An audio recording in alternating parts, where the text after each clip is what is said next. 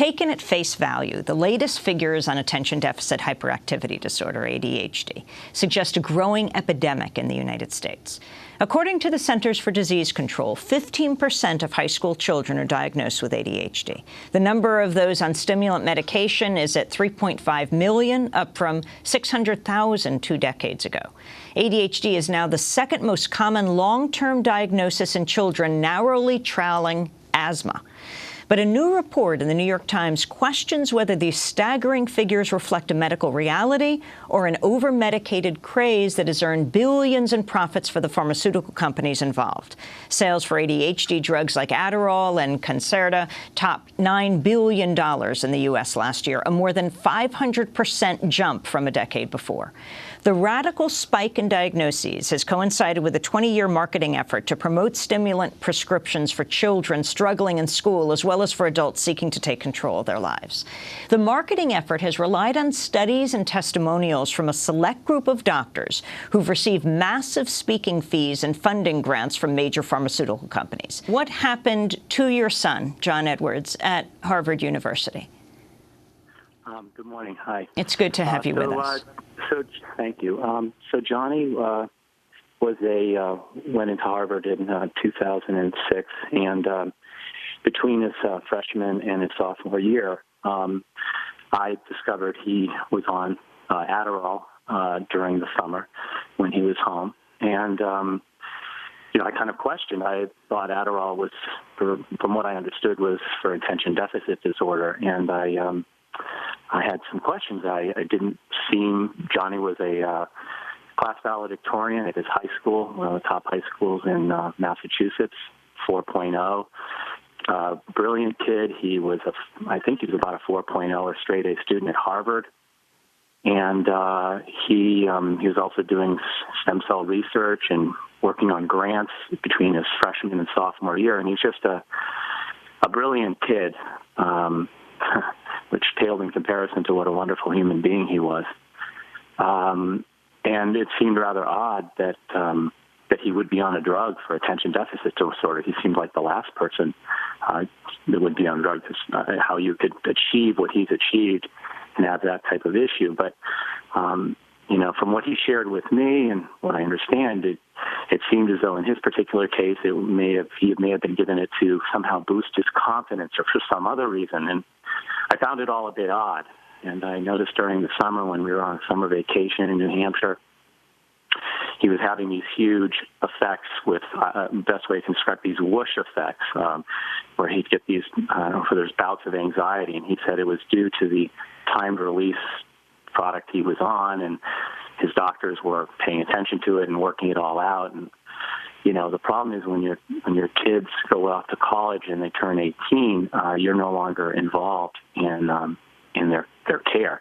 Even though I made a request. I said, would you mind if I spoke with the person who's treating you? And he checked into that, and they said, nah, it's not really necessary. And that's what he told me.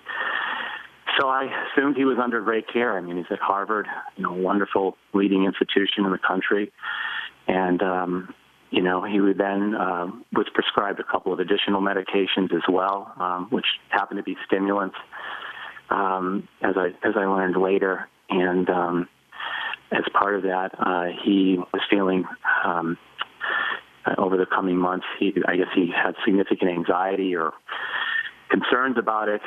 Even wrote an email to the person who he had been seeing, the nurse practitioner, and indicated, should I continue to take these?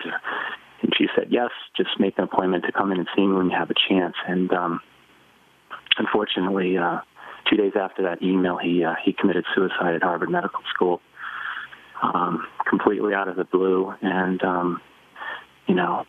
none of us in the family had any idea that something like this was, he had just been home for Thanksgiving. And it's just has obviously devastated myself, my family, my daughter in particular, Julia, and been very, very difficult time for us the last 6 years. Alan Schwartz, how typical is Johnny's story that you wrote about in the New York Times? Excuse me, Mr. Edwards, hi. I'm sorry about everything. It's very atypical. okay, in terms of the ending, in terms of how despondent he became and how he acted upon it.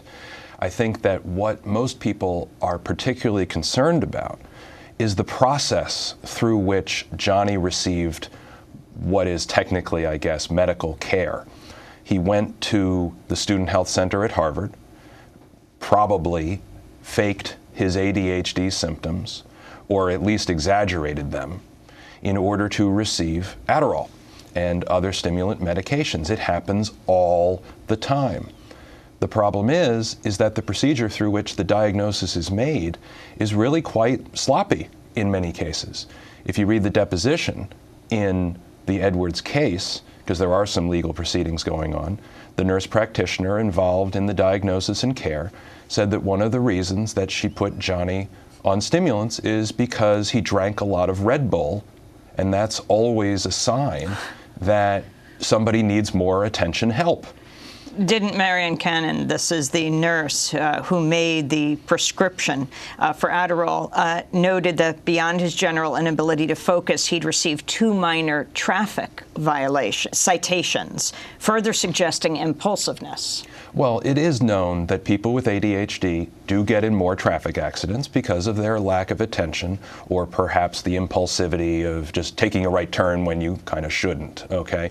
But there's a big difference between knowing that ADHD folks get in more traffic accidents or working backwards and saying that people who get in traffic accidents have ADHD. This diagnosis made within an hour of meeting him. Yeah, exactly. I mean, the misuse of conditional probability, if I may, in this case and many others is just laughable. Or laughable, perhaps not the right word here. But what you see is the misuse of the science, the nurse practitioner. And again, we are not dissing nurse practitioners. There are, I mean, really, a lot of people think they're better than doctors. So, you know, nurse practitioners, don't send me hate mail. The thing is that, you know, she had heard about the science about ADHD being, having 80% heredity.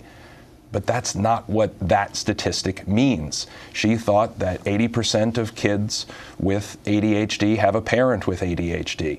And because Johnny told the nurse practitioner that his father might have had it, and Mr. Edwards, you can certainly testify to that, you know, she took all these little signs as meaning ADHD. And this happens every day, hundreds of thousands of times across a year, of people just not really paying attention to what is a real diagnosis and causes real people real problems, and for which Adderall and other stimulant medications are an appropriate remedy.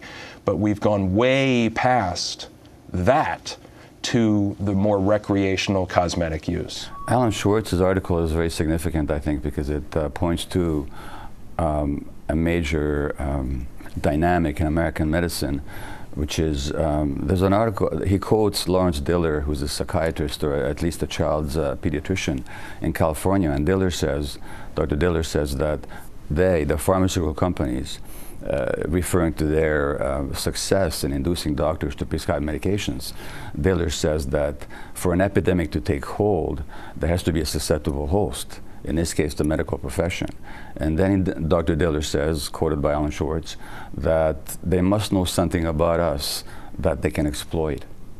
And what the pharmaceutical companies know about the medical doctors is that we're in the grips of this ideology that reduces everything to brain biology and everything to genetics. So that it's not just a question of ADHD, it's a question of millions of kids being on medications of all kinds. ADHD drugs, the stimulants. There's 500,000 children in the States on antipsychotics who are not even psychotic. There are kids getting SSRI, antidepressants for OCD, for depression, for anxiety. So that this template of the medical profession reducing everything to questions of brain biology and then thinking that they can solve problems by handing out pills is what has given the pharmaceutical companies the foothold, which they've exploited so brilliantly, as demonstrated in Alan Schwartz's article. And I'll just add to that, that absent from that awareness in the medical profession is the science, which is not even controversial, but most physicians are not aware of it, that the brain biology actually develops in interaction with the environment, beginning in utero and in early childhood, number one. And number two, that an individual's physiology, including brain physiology, is in lifelong interaction with the environment. So when we have lots of children in trouble, when in Canada you have the number of prescriptions for ADHD going up 45% in the last 5 years, when you have the kind of figures that Alan has accumulated and demonstrated in his article, what are we looking at? We're looking at the huge impact of the environment on the troubled functioning of many, many young people and children. And to reduce that to a question of brain biology and to try and smooth it out by medications is an abdication of medical responsibility.